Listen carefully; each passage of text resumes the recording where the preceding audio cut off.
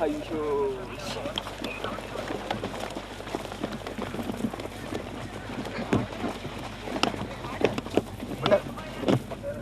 ඉන්ජිනේර් සෙක් කෙනෙක්. දැක්කලා ගන්න. ඔව් සාදා.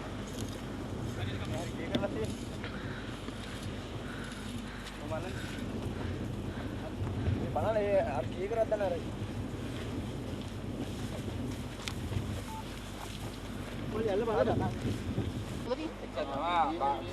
බට්ටා ගියානේ. අලි ටැංකිය ගියා.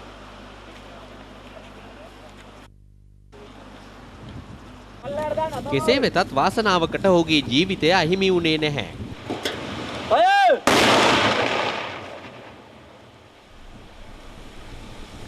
යුදබිමේදී ඉදිරියෙන්ම ගොස් පසුපසින් මාපසු පැමිණේ යුද හමුදා ඉංජිනේරු බලකා සෙබළුන් චුණ්ඩිකුලම් අත්පත් කර ගැනීමත් සමග කාර්යබහුල වී සිටිනවා.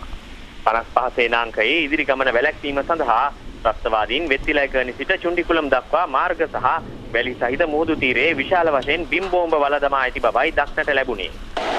6 වන ක්ෂේත්‍ර ඉංජිනේරු බලකා සෙබළුන් දැන් යෙදී සිටින්නේ එම බෝම්බ හා මර උගුල් ඉවත් කිරීමේ මෙහෙයුම් වලයි. බෝම්බ අතුරා ඇති ප්‍රදේශ මග හරිමින් කලපුව හරහා නව මාර්ගයක් ඉදිකිරීමටත් ඉංජිනේරු සෙබළුන්ට සිදු වුණා. ත්‍රස්තවාදීන් බංකර් තැනීම සඳහා එක්රැස් කොට තිබූ තේක්ක දැවකඳන් මාර්ගයේ ඉදිකිරීම සඳහා යොදාගත්තා. යුද හමුදාව විසින් සමස්ත චුණ්ඩිකුලම් ප්‍රදේශය අත්පත් කර ගැනීමට පෙර ඔවුන් සතුව පැවති අවසන් ආරක්ෂක වළල්ල මෙයයි. මෙම ආරක්ෂක වළල්ල හමුදාව අතට පත්වීම වැළැක්වීම සඳහා ත්‍රස්තවාදීන් විවිධ උපක්‍රම යොදා තිබුණා. යුද ටැංකි නාශක බිම් බෝම්බ සහ පුද්ගල නාශක බිම් බෝම්බ විශාල වශයෙන් මෙම මාර්ගයේ අතුරා තිබූ බවයි යුද හමුදාව පවසන්නේ. චුණ්ඩිකුලම් ප්‍රදේශයේදී මෙම බෝම්බ තොගය සොයාගත්තේ පළමු ගැමුණු හේවා රෙජිමේන්තුවයි.